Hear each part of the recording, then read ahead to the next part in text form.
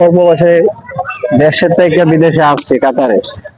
বড় ভাই আপনি কত দিন, ছোট ভাই আপনি কতদিন এসে কাতারে আসছেন? আমি আপনার কাতারে আসছি 3 মাস হয়ে যেতেছে, already 3 মাস। বর্তমানে আপনি কি কাজ করেন? বর্তমানে কাজ করতেছি আপনার স্কে হোল্ডিং এর হেল্পার কাজ করতেছি। আপনি বেসিক বেতন কত এই জায়গায় কাতার? কাতারে আপনার স্যালারি পড়বে আপনার 60 টাকা প্রতিদিন, 60 টাকা পরে আর কি, 60 রিয়াল পরে প্রতিদিন। প্রতি ঘন্টায় 60 টাকা? প্রতিদিন 60 টাকা, প্রতিদিন 60 টাকা? তাইলে আপনার বেতন প্রায় 1600 টাকার মাসে আর কি আসে নাকি? মাসে আপনার এই 1 মাসের মধ্যে আপনার 4 দিন জায়গায় আসছেন, শুক্রবারে বন্ধ থাকে। 26 দিন ডিউটি মাসের মধ্যে।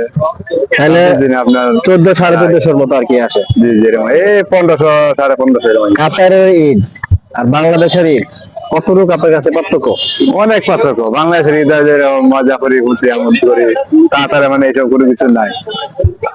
কাতারে ঈদ যে করছি, কাতারে ঈদ মানে ঈদ মানে হয় না, ঈদ মনে হয় না।